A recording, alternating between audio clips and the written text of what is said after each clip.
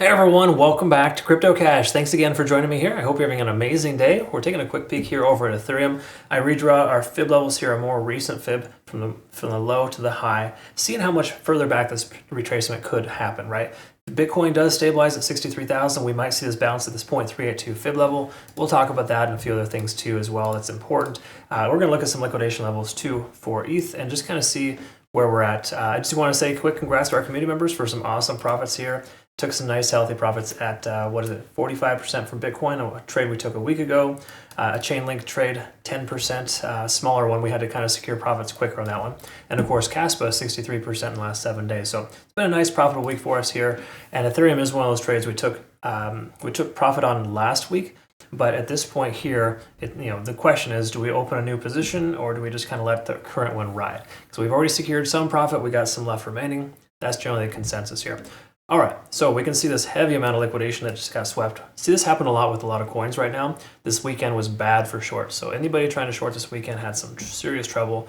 Again, market movers get you to this point of pain where they're trying to get you to switch your position. You hit that good old reverse button, price goes right opposite of where you're at. So sorry for those who are shorting at this point. Keep in mind, it's not all doom and gloom. There is a lot of liquidation at 3,300 roughly, maybe about 3,320. So 3320 is the area of liquidation there to the downside. Most everything to the upside has been swept, unless you look at the monthly. Looking at the monthly, there's obviously a lot down below. So Bitcoin CME gap gets filled. We could see this $3,100 mark, but Ethereum's been very strong contrary to Bitcoin. So I don't think we're going to see that lower level liquidation to occur. I think we're more likely to see 3,700 get swept here in the relative near future. So I would say that depending on how Bitcoin behaves, we're going to see that happen. If Bitcoin continues to go sideways or up a little bit, I think ETH will start to gain momentum and continue higher. It's one of those coins you really don't want to be very careful shorting against, okay? So having said all that, we got a lot of liquidation at 3,700. That's well above the price action. I think there's a possibility we could very well see this last leg up to that level. Let's go and draw out some resistances though, just so we know. 36.25, that previous resistance range based on what we think was a 4-hour time frame. Let's look at the daily and kind of see where we're at here and work our way down. Because the daily time frame, when we talked about this previously, it's still fairly bullish, right? Even though we're under the 50-day SMA, we're above all of our moving averages. We can also see here as well, 3804 is that heavy amount of volume. So that'll be a resistance range for us too.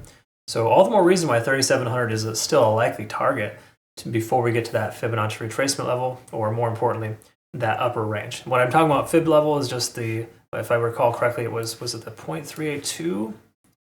No, 0.618 fib level there at about 36.25. Okay, cool. Yeah, so there we go, 0.786, there's that upper level there. I'll draw this out on our playout chart here just so you can kind of see where we're at. Generally speaking, when it comes to these fib levels here, we can recognize that they're fairly consistent and we want to kind of be mindful of that. All right, so anyways, I'll post that a little bit later, but it's good to know that is kind of where we're at there. When we do take a look though at the daily time frame, we can see RSI at 50. We're in a position right now where the price action is still below that. So we haven't truly broken bullish, but again, being above this trending line, I think would be the best thing to happen to us. But between now and then, getting over the 50-day SMA would be an important thing. Okay, so again, 50 SMA, 50 RSI, both extremely important. We're halfway there, if you will. MACD is converging here too, or starting to converge, so we could very well see some momentum here soon. The momentum is shifting though, folks. We can see MACD is converging even though it's losing a bit of its momentum on this little uptrend there. We're over 50 in the RSI on the 4-hour. Stochastic swinging down. These are all very, very positive signs. Obviously not the stochastic swinging down, but it is positive because of the fact that the price action is starting to plateau, right? You see this here? Previous resistance, turn support. So we got this area here that's a pretty important level to kind of recognize here. And I think that what we want to do with this here is just make sure we pay close attention to these levels and recognize that there's a more likelihood of the price going up than down at this point. So I do feel like ETH, pending Bitcoin doesn't dump, we should be in pretty good shape to see this come upwards. Bitcoin does pull back. Keep in mind, these lower levels are potential realities. Okay, let's look at the 4-hour. Quickly note down below here. Just want to kind of clarify. We are losing momentum with stochastic RSI and MACD kind of diverging, right? So it's not exact science here. The price isn't just going to bounce because of that. But the truth is, if the price continues to go sideways and stochastic bottoms out, then at that point we can take a trade with more confidence, okay? Right now, I think it's probably best we presume the price could pull back further just because Bitcoin could very well retrace. And if it does fill its CME gaps here at about 61,000, down upwards of 62K, then we will see a pullback from ETH before the next leg up. But this is a pretty solid start, very substantial start.